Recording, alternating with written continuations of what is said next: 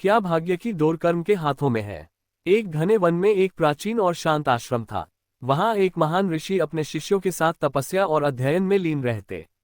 वह ऋषि वेद, वेदांग, उपनिषद और गीता के मर्मज्ञ थे। आश्रम का वातावरण पवित्र और दिव्य था। प्रातःकाल शंख ध्वनि और वेद मंत्रों की गूंज होती। शिष्य यज्ञ कुंड में आहुति डालते।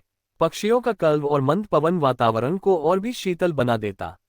ऐसे ही एक दिन आश्रम के द्वार पर वेदांत नामक एक युवक आया। उसका चेहरा थका हुआ और मन उदासी से भरा था। उसने ऋषि के चरणों में प्रणाम किया और आंखों में आंसू लिए बोला, गुरुदेव, मैं बहुत दुखी हूँ।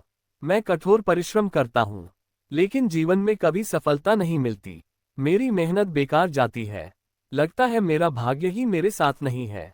ऋषि ने करुणा भरी दृष्टि से उसकी ओर देखा, फिर धीरे से बोले, वत्स, तूने ये प्रश्न अच्छा किया है, पर पहले ये बता, तुझे क्यों लगता है कि तेरा जीवन केवल भाग्य पर निर्भर है।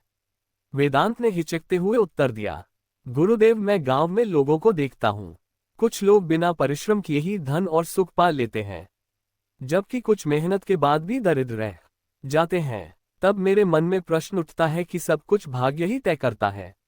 ऋषि ने गंभीर स्वर में कहा, वत्स, ये तेरा भ्रम है। याद रख, भाग्य और कर्म का संबंध वैसा ही है जैसे बीज और फल का। ऋषि के शब्दों ने वेदांत के मन को हिला दिया। वह कुछ क्षण मौन रहा, फिर धीरे धीरे बोला, गुरुदेव, यदि वास्तव में भाग्य केवल कर्म की छाया है तो लोग बार बार भाग्य की बातें क्यों करते हैं। गांव में बुजुर्ग कहते हैं, बेटा, सब कुछ भाग्य पर है। फिर क्या वे सब गलत है। ऋषि ने गंभीर किंतु स्नेह भरी दृष्टि से उसकी ओर देखा। वत्स, लोग भाग्य को दोष इसलिए देते हैं क्योंकि वे अपने आलस्य और असफलताओं को छिपाना चाहते हैं। जब किसी को सफलता नहीं मिलती तो वह कह देता है कि भाग्य साथ नहीं देता, परंतु ये सत्य नहीं है। ये केवल बहाना है। वेदांत उत्सुक होकर बोला, गुरुदेव, तो क्या परिश्रम करने वाला हर व्यक्ति सफल हो जाता है।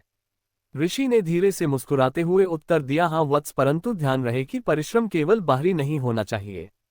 कर्म केवल शरीर से किया गया श्रम नहीं है, बल्कि मन, वचन और आचरण से किए गए सत्कर्म भी है। यदि किसी का हृदय अशुद्ध है, उसका वचन असत्य है और उसका आचरण अन्यायपूर्ण है, तो वह चाहे जितना श्रम करे, उसका परिणाम पूर्ण रूप से नहीं मिलेगा।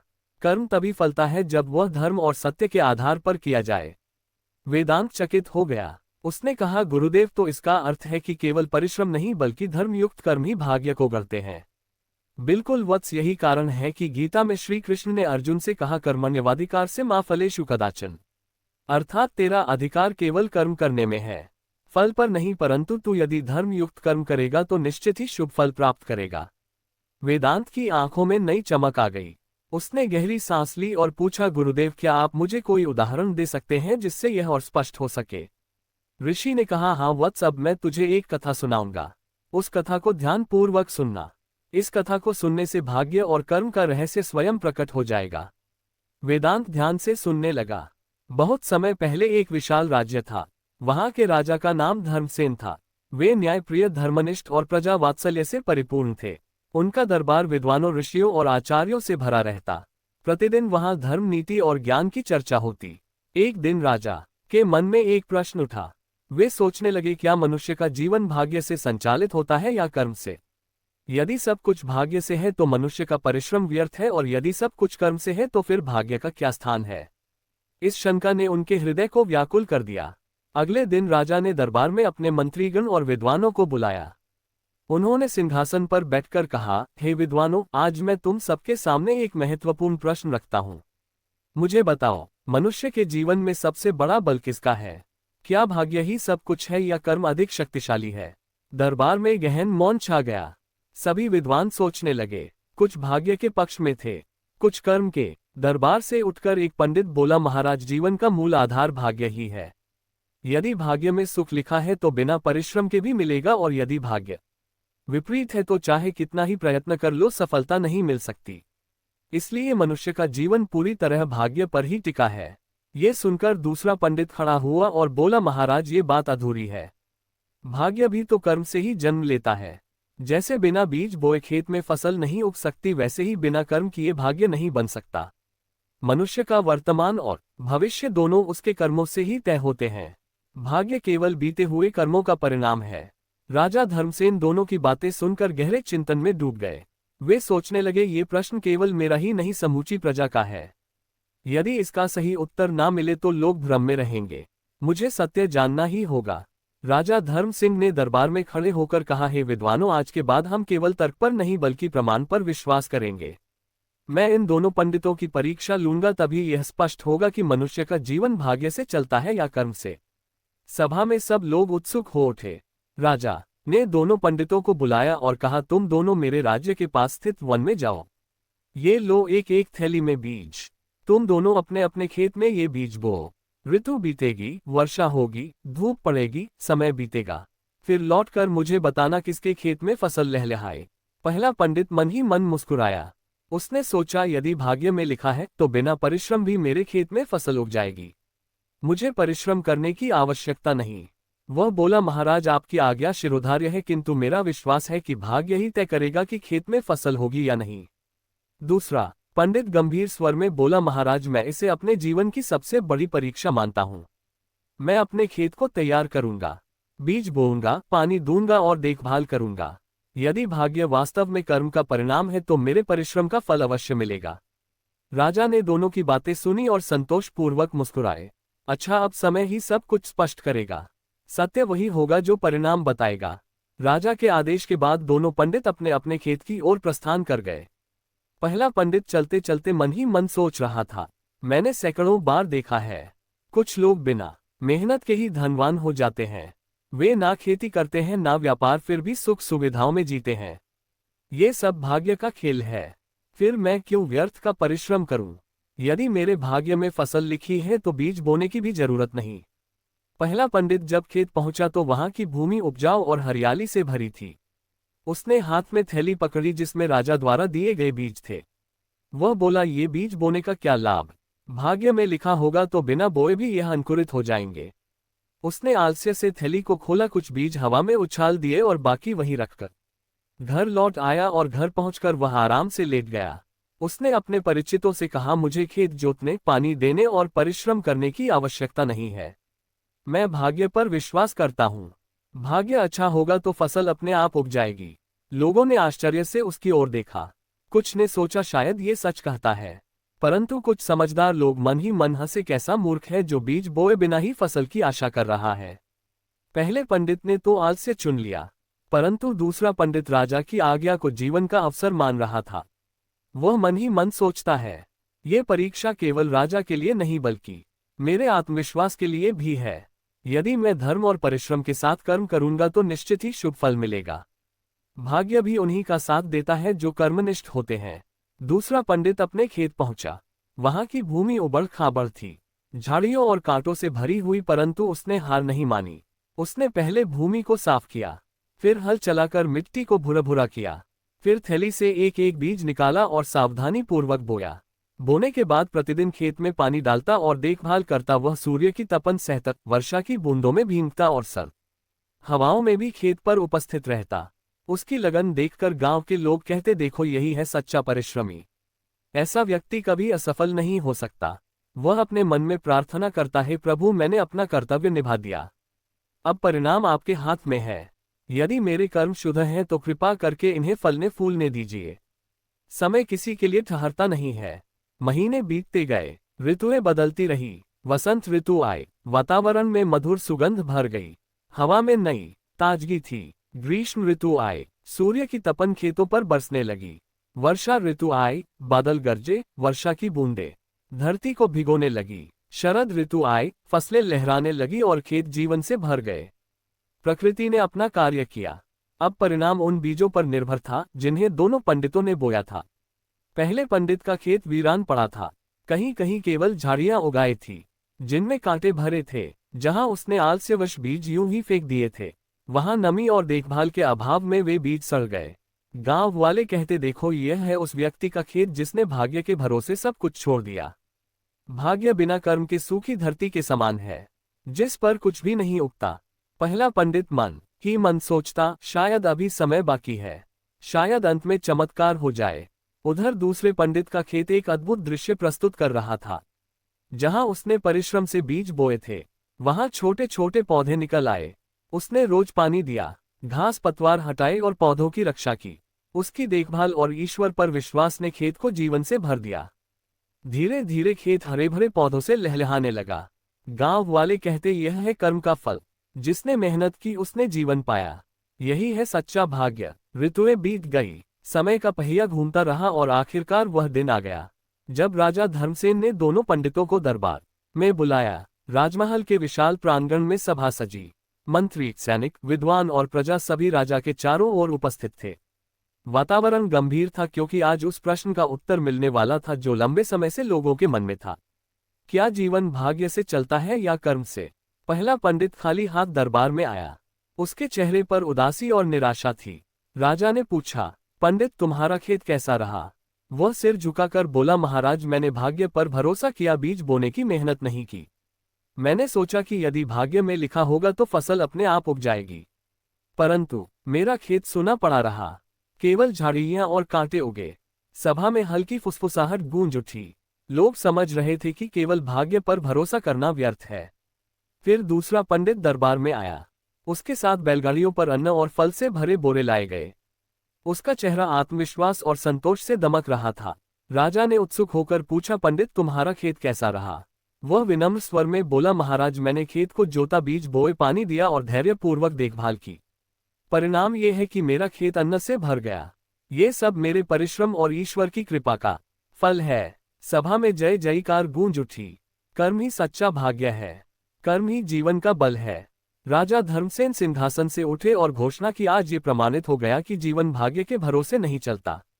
भाग्य वही है जो कर्म से बनता है। जिसने आलस्य चुना उसका खेत वीरान हो गया। जिसने परिश्रम और धर्म युक्त कर्म किया उसका जीवन फल फूल गया।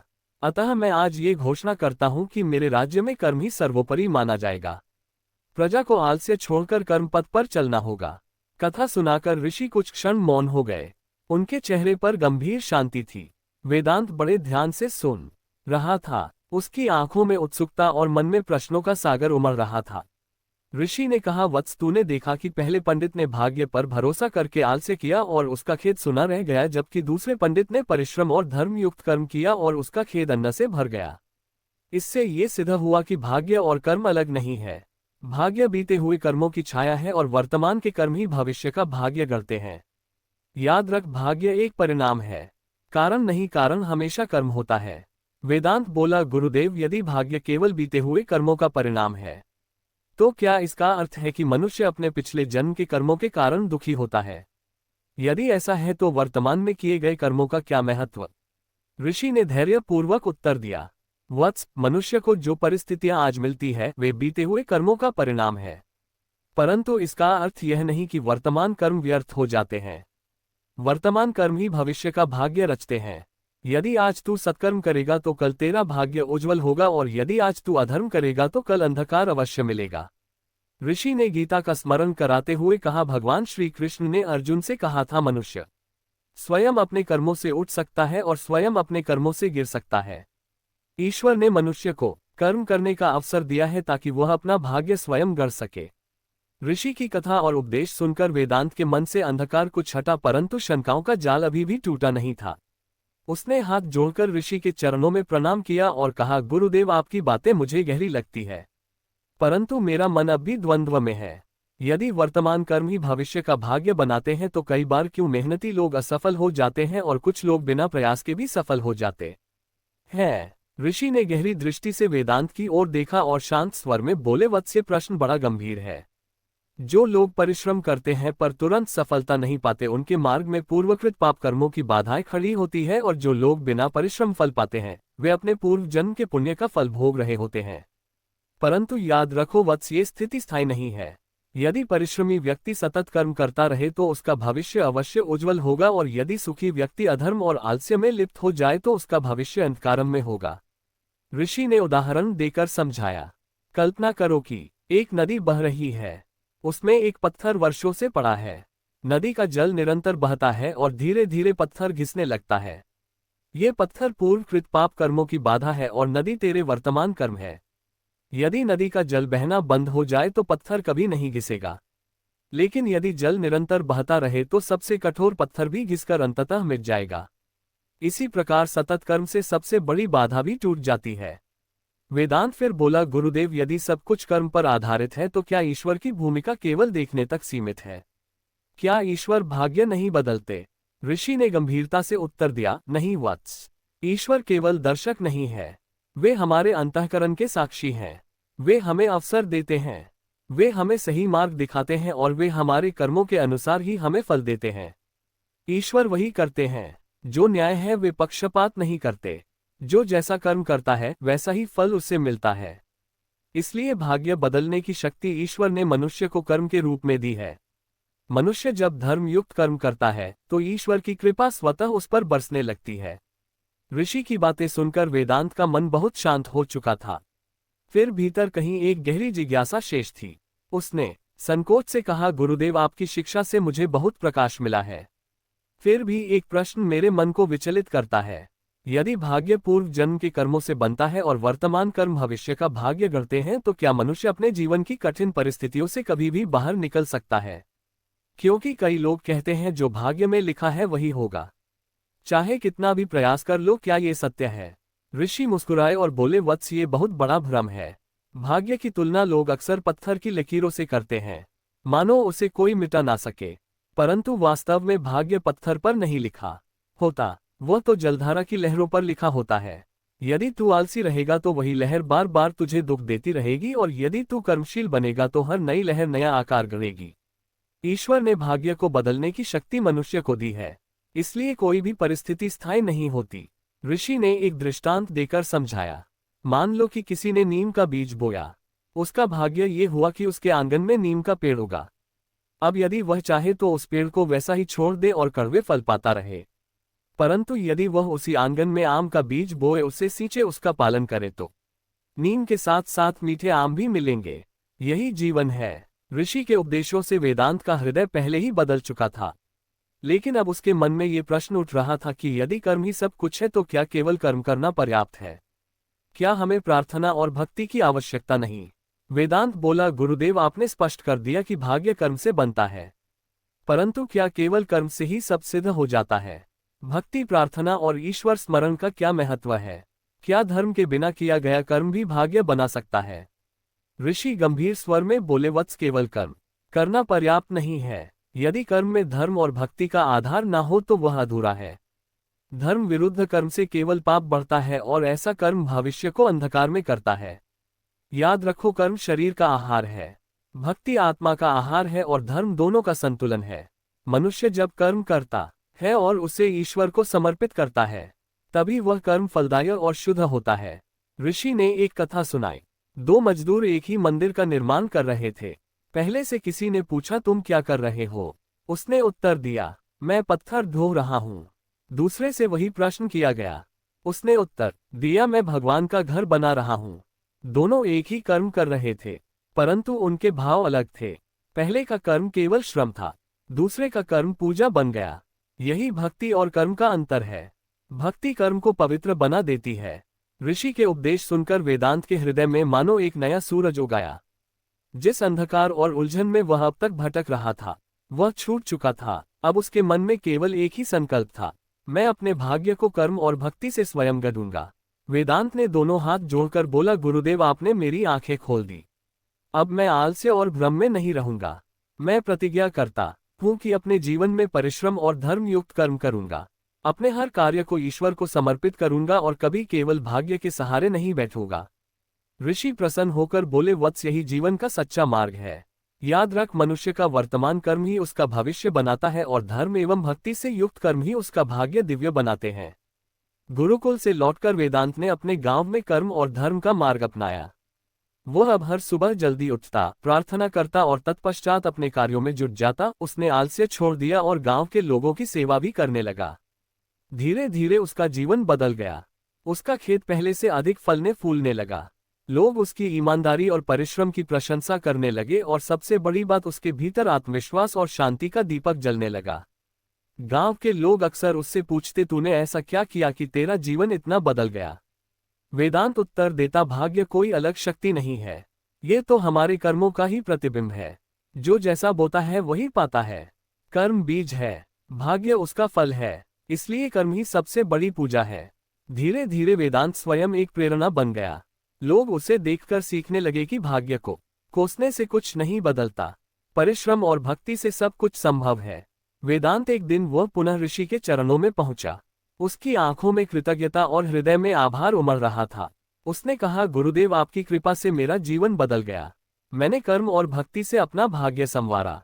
परंतु अब एक अंतिम प्रश्न मेरे मन में है, क्या वास्तव में कोई मनुष्य अपने पूरे भाग्य को बदल सकता है, या फिर कुछ घटनाएं ऐसी भी होती है जिन्हें बदलना संभव नहीं? ऋषि ने गहन दृष्टि से वेदांत की ओर देखा और बोले, वत्स, ये तुम्हारा अंतिम और सबसे गढ़ प्रश्न है। याद रखो वत्स, बीते हुए कर्मों का फल अवश्य भोगना पड़ता है। जैसे कोई बीज बो दिया गया है तो उसका अंकुर फूटेगा ही, परंतु वर्तमान कर्म से तू ये तय कर सकता है कि उस अंकुर से कांटेदार झाड़ी बनेगी या फलदायी वृक्ष।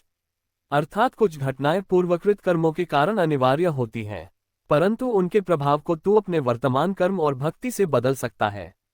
दुख को सहकर भी तू उसे साधना बना सकता है और सुख को पाकर भी तू उसे अहंकार का कारण नहीं बनने देगा। ऋषि ने उदाहरण देकर समझाया, मान ले कि वर्षा होना निश्चित है। ये तेरे भाग्य का हिस्सा है, परंतु तू चाहे तो उस वर्षा का जल खेत में बहाकर अन्न उगा सकता है, या फिर उसे यूं ही बह जाने दे और केवल कीचड़ पाए। वर्षा पर तेरा अधिकार नहीं, परंतु उस वर्षा का उपयोग कैसे करना है ये तेरा कर्म तय करता है। वेदांत गहरे भाव से बोला, गुरुदेव, अब मैं समझ गया, भाग्य और कर्म दो अलग नहीं बल्कि एक ही चक्र के दो पहलू हैं। भाग्य बीते हुए कर्मों का परिणाम है और कर्म आने वाले भाग्य का कारण है। मनुष्य को दुख इसलिए मिलता है कि वह केवल भाग्य को दोष देता है और कर्म भूल जाता है, जबकि सच्चा मार्ग यह है कि हर परिस्थिति को अवसर मानकर धर्मयुक्त कर्म किया जाए। ऋषि ने प्रसन्न होकर कहा, वत्स, तूने सत्य को जान लिया है। यही आत्मबोध जीवन का सबसे बड़ा खजाना है। समय बीता, वेदांत अपने गांव लौटकर केवल अपने परिवार का ही नहीं पूरे समाज का मार्गदर्शक बन गया। उसकी वाणी, उसका आचरण और उसकी साधना सबके लिए दीपक बन गए। वह प्राय लोगों से कहा करता, भाग्य को कोसना अंधकार को गाली देने जैसा है। यदि अंधकार मिटाना है तो दीप जलाओ, और वह दीप है कर्म, धर्म और भक्ति। मित्रों, वीडियो कैसी लगी कमेंट करके जरूर बताएं। वीडियो को लाइक शेयर करें और हमारे चैनल को सब्सक्राइब करें। धन्यवाद।